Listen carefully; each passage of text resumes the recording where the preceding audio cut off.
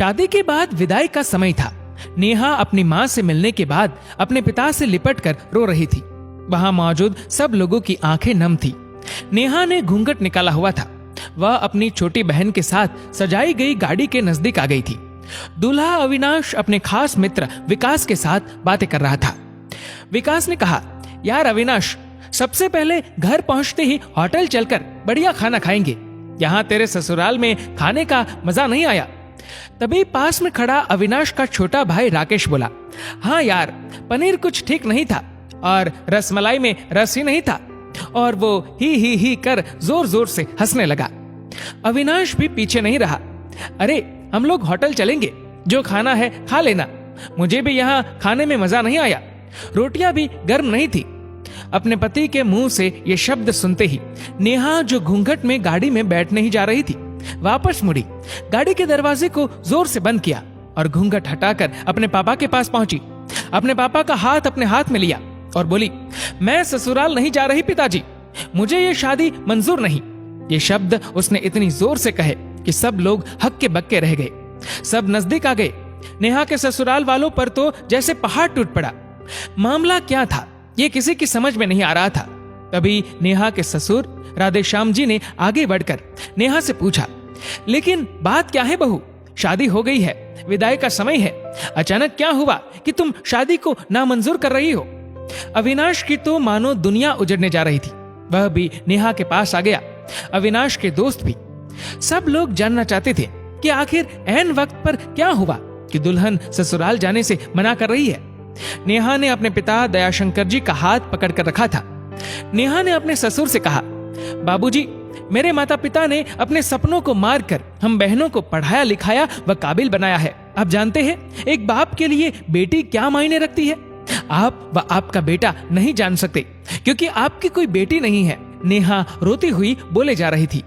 आप जानते हैं मेरी शादी के लिए वह शादी में बारातियों की आवाभगत में कोई कमी न रह जाए, इसलिए मेरे पिताजी पिछले 1 साल से रात को 2-3 बजे तक जागकर मेरी माँ के साथ योजना बनाते थे।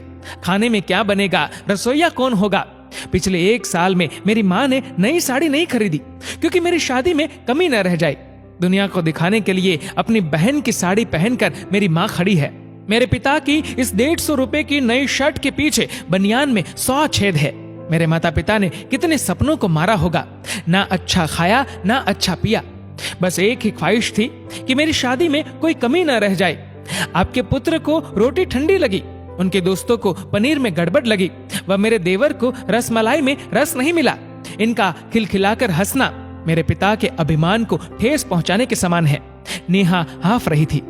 नेहा के पिता ने रोते हुए कहा, लेकिन बेटी, इतनी छोटी सी बात। नेहा ने उनकी बात बीच में ही काटी और बोली, ये छोटी सी बात नहीं है पिताजी। मेरे पति को मेरे पिता की इज्जत नहीं। रोटी क्या आपने बनाई? रसमलाई, पनीर, ये सब कैटरर्स का काम है। आपने दिल खोलकर व हैसियत से बढ़कर खर्च किया है। कुछ कमी रही तो वह कैटरर्स की तरफ से है। आप तो अपने दिल का टुकड़ा अपनी गुड़िया रानी को विदा कर रहे हैं। आप कितनी रात रोएंगे क्या मुझे पता नहीं। माँ कभी मेरे बिना घर से बाहर नहीं निकली।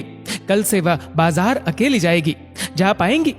जो लोग पत्नी या बहू लेने आए हैं वह खाने में कमियां निकाल रहे हैं। मुझ में कोई कमी आपने नहीं रखी। ये बात इनकी समझ में नहीं आई। दयाशंकर जी ने नेहा के सर पर हाथ फिराया। अरे पगली, बात का बतंगड़ बना रही है। मुझे तुझ पर गर्व है कि तू मेरी बेटी है, लेकिन बेटा इन्हें माफ कर दे। तुझे मेरी कसम, शांत हो जा।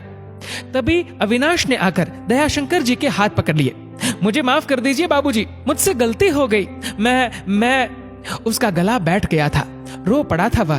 तभी राधेश्याम जी ने आगे बढ़कर नेहा के सर पर हाथ रखा। मैं तो बहू लेने आया था, लेकिन ईश्वर बहुत कृपालु है। उसने मुझे बेटी दे दी, वह बेटी की अहमियत भी समझा दी।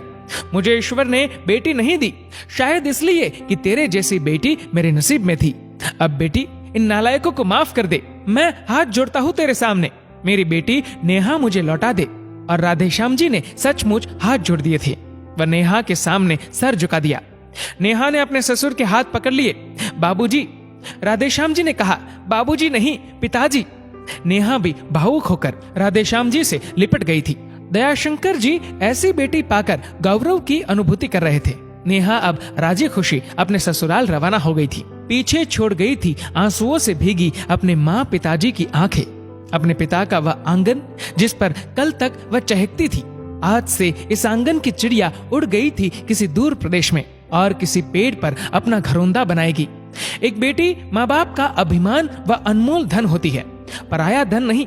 कभी हम शादी में जाए तो ध्यान रखें कि पनीर की सब्जी बनाने में एक पिता ने कितना कुछ खोया होगा व कितना खोएगा।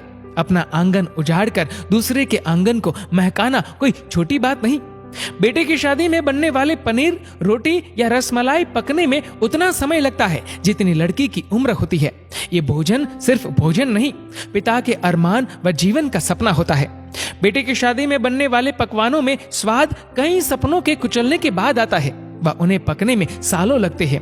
बेटे की शादी में खाने की कद्र करें।